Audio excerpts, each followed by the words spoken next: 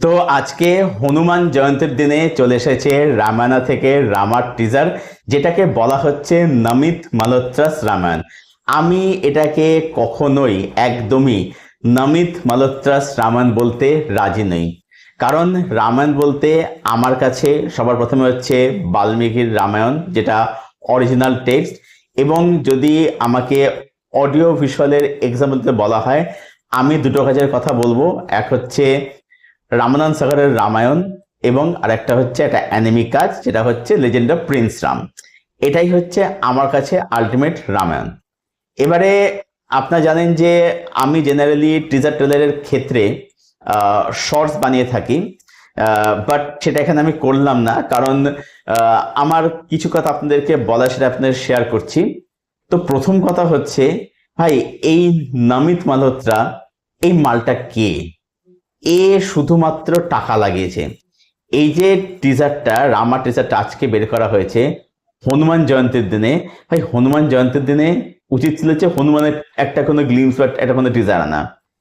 কদিন আগেই রামনবমী গেল, সেদিন সেটা বের করা গেল না। কেন আজকে বের করলো? কারণ আজকে হনুমান জয়ন্তী না, আজকে যেহেতু নমিত মালহোত্রার যেহেতু বার্থডে, তাই তার বার্থডে উপলক্ষে এটা বের করা হচ্ছে।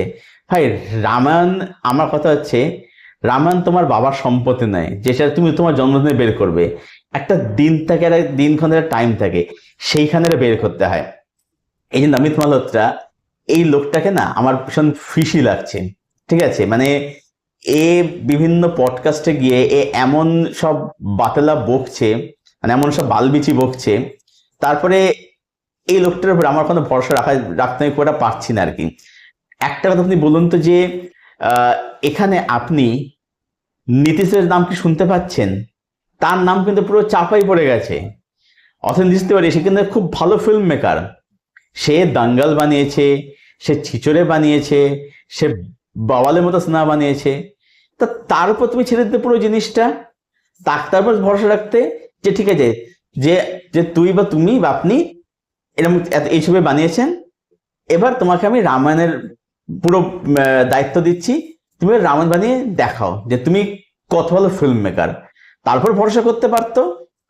এবার আমার এই টিজারটা কিরকম লাগলো, আমি একদম আমার যেটা অনেস্ট মনে হয়েছে, ঠিক আছে, আমি কোনো রকম কোনো কম্পারিজনতে যাচ্ছি না।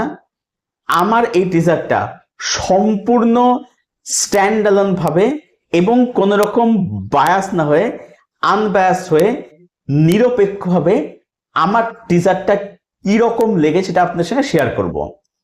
প্রথম কথা হচ্ছে যে, ভালো করে বলে নিই, সেটা হচ্ছে যে রণবীর কাপুরকে কিন্তু ভালো লাগছে।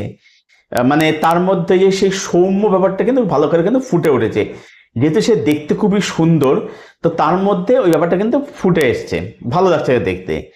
এবং প্রথম শটটা বাদ দিয়ে, ওটার কথায় পরে আমি আসছি, বাকি যে শটগুলো বা পুষ্পবনে যে শটগুলো, ওইগুলো বলবো যে আমার প্রথম শটের তুলনায় আমার তুলনামূলকভাবে বেটার লেগেছে। ঠিক আছে, মানে ঠিকঠাক লেগেছে, বিশাল তুলনা ভালো লেগেছে তুলনামূলক দেখতে গেলে আর কি। এবং ক্যামেরার কাজ, সেগুলো বলবো যে ভালো হয়েছে, দেখতে ভালো লাগছে দেখতে আর কি। ঠিক আছে, আর যেটা সব থেকে ভালো লেগেছে সেটা হচ্ছে যে এর বিজিএম। আপনারা জানেন যে এআর রহমান এবং হ্যান্স জিমার এর বিজিএম এর কাজ করছে, তো বিজিএম এর কাজ সত্যি কিন্তু ভালো লেগেছে আর কি। এইবার বলি যে আমার কি কি ইস্যু রয়েছে, বা কেন আমি এই নামে তোমার লোকটাকে কেন আমি ফিশি বলছি, বা এই কথা আমার একটা ভরসা লাগছে না কেন আমি কথাটা বলছি। যখন ডিসার্টেশন শুরু যখন হচ্ছে, একটা কথা আছে ইংলিশে, first impression is last impression.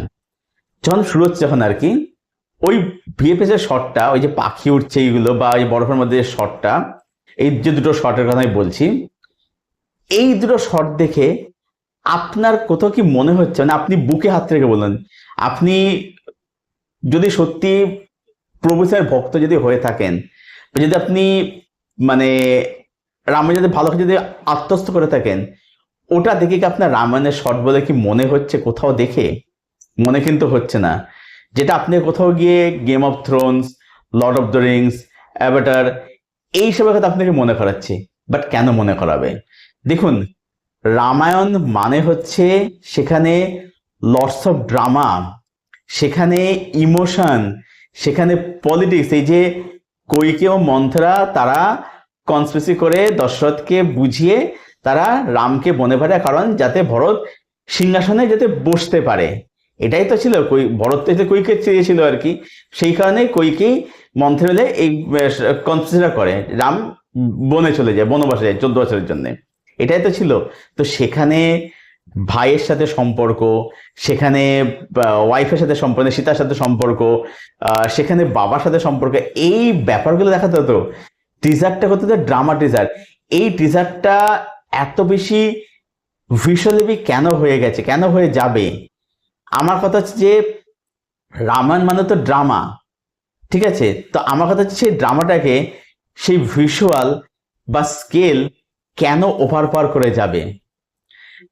দেখুন, ব্যাপারটা হচ্ছে যে এই টিজারটি ডিজাইন করা হয়েছে হলিউডের বা একদম ওয়ার্ল্ডের গ্লোবাল দর্শককে মাথায় রেখে। এবার আমার কথা হচ্ছে, তুমি গ্লোবাল দর্শককে মাথায় রেখে একটা কাজ নিয়ে বানাচ্ছ, তো সেখানে দাঁড়িয়ে তুমি তো তাদের বানানো জিনিস তুমি তাদেরকে চিপকাচ্ছ, তাহলে সেখানে তোমার কি মনে হচ্ছে তারা সেগুলো খুশি হবে?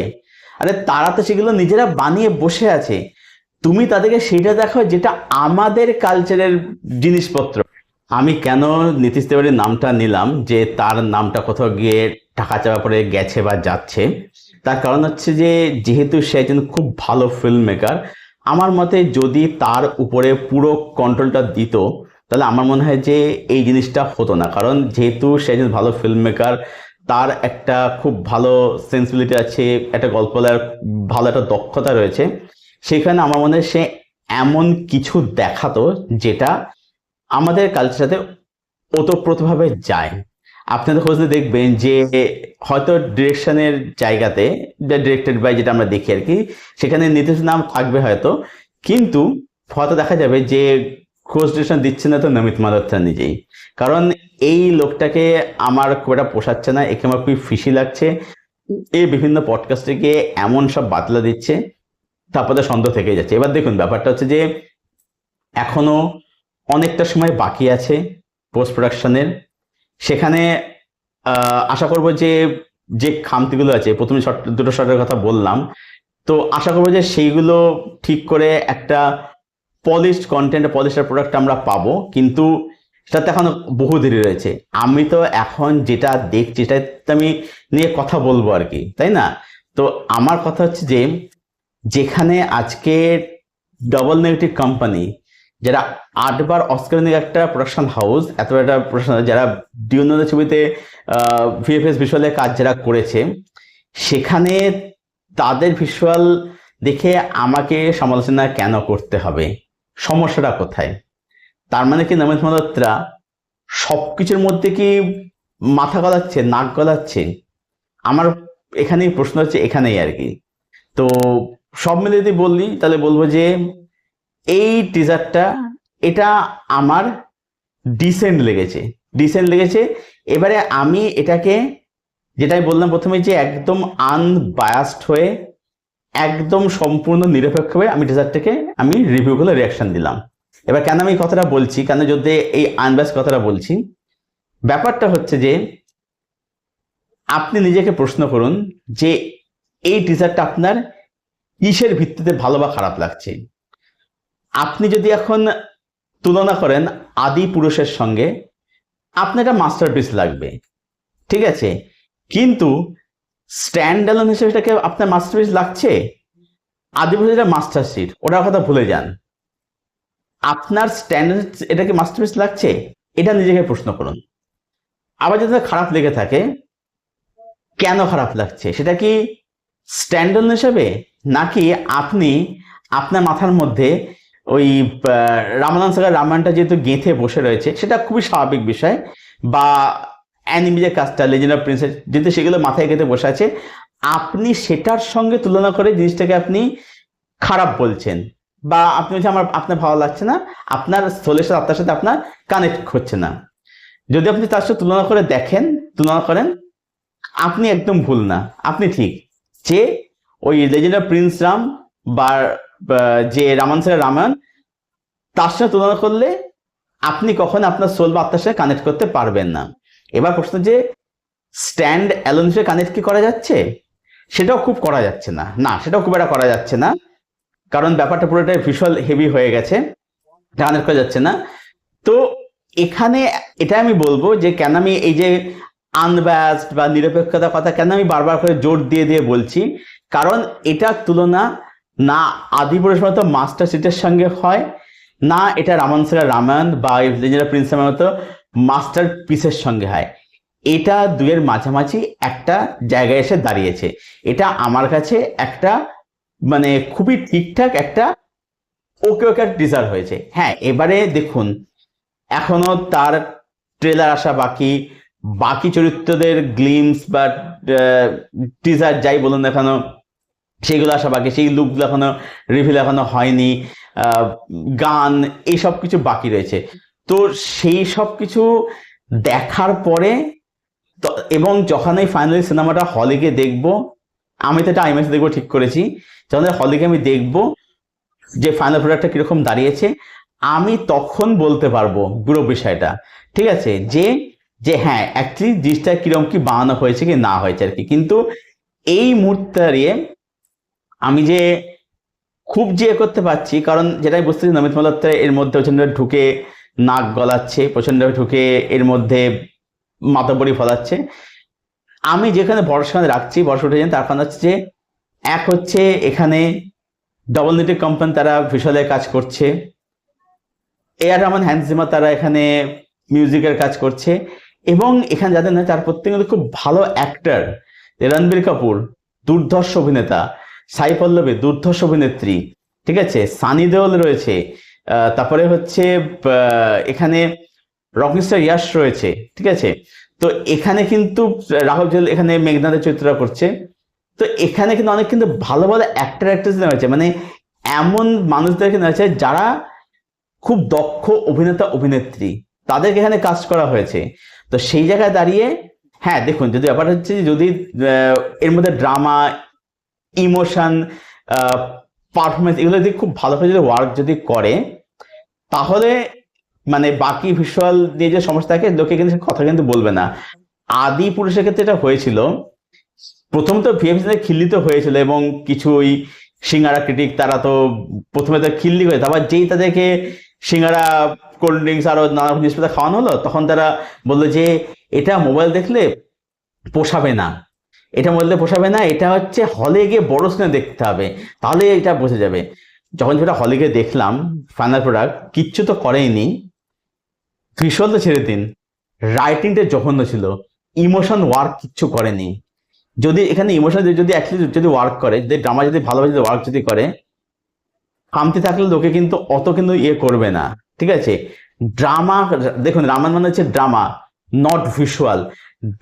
আপনার সেখানে ড্রামাটাকে নুয়ান্স, ঠিক আছে, ইমোশন এইগুলোকে আপনার সবার আগে ওয়ার্ক করাতে হবে, ঠিক আছে, তবেই লোকে বলবে যে হ্যাঁ সমস্যা আছে, কিন্তু একটা মানে কাজ দেখলো যেটা বলবো যে ভালো কাজ হয়েছে, অ্যাটলিস্ট এটা এটা লোকে যেন বলে, সেটাই সবার আগে দেখতে হবে আর কি। তো অনেক কিছুই বলার ছিল, কিছু বললাম। একটা কথা বলতে হচ্ছে যে এই যে তুলনার কথা যে আমি আসলাম আর কি, দেখুন ব্যাপারটা হচ্ছে যে সালমান খান একটা কথা বলেছিল এই রিভিউ করার প্রসঙ্গে, মতামত দেওয়ার প্রসঙ্গে, যে আপনি সেইটার রিভিউ করুন যেটা আপনি চোখের সামনে দেখছেন বা যেটা ডিরেক্টর বানিয়েছে, যে এই হলে এই হতো, অমুকের সাথে তমুকের তুলনা, অমুকের মতো হয়নি, আপনি এটা ভাবছেন কেন? আমার কথা হচ্ছে যে ডিরেক্টর তার একটা ভাবনা, যদি এখানে নিউজপেপারের কথা এখানে বলা যাচ্ছে না যে তার কতটা এখানে তাকে মানে ছাড়ছুট দেওয়া হয়েছে বলা যাচ্ছে না। তো আমি সেই এক্সাম্পল দিয়ে বলছি যে ডিরেক্টর নিশ্চয় ভেবে বানিয়েছে, তো ডিরেক্টর কি ভেবে বানিয়েছে বা ডিরেক্টরের ভিশন কি, বা যেটা আপনি দেখছেন চোখের সামনে, আপনি সেটার রিভিউ, সেটা নিয়ে আপনি মতামত দিন, যে এইটা হলে ওইটা হতো, এই হলে তাই হতো, সেটা তো আপনাকে তো বলতে হলেনি, ওটা তো আপনি ডিরেক্টর তো ভাবছে না। তা আমিও ঠিক সেই কাজটাই করলাম, এই পুরো বিষয়টাকে কেন্দ্র করে আমার অনেক কিছু বলার ছিল, যেটা আমি বললাম। তো আমি ফাইনাল এটাই বলবো যে আমার এটা খুবই ঠিকঠাক, খুবই ডিসেন্ট, খুবই ওকে টিজার বলে আমার মনে হয়েছে আর কি। আমি জানি কমেন্টে গালাগালি খাবো, কিন্তু যেটা সত্যিটা বললাম, যেটা আমার মনে হয় সেটা আমি বললাম। তো আপনাদের কি মনে হয়েছে এই গ্লিমসের টিজারটাকে দেখে, সেটা কমেন্ট করে অবশ্যই জানাবেন। আপনার কমেন্টের উত্তর আমি অবশ্যই দেবো। আর ভিডিওটা ভালো লাগলে অবশ্যই লাইক করবেন, শেয়ার করবেন, চ্যানেলটাকে সাবস্ক্রাইব করবেন। চলুন ভিডিও শেষ করছি, দেখা হচ্ছে আপনাদের সঙ্গে পরের কোন ভিডিওতে। টিল দেন, স্টে বেস্ট, টেল কিপ ওয়াচিং গুড কন্টেন্ট।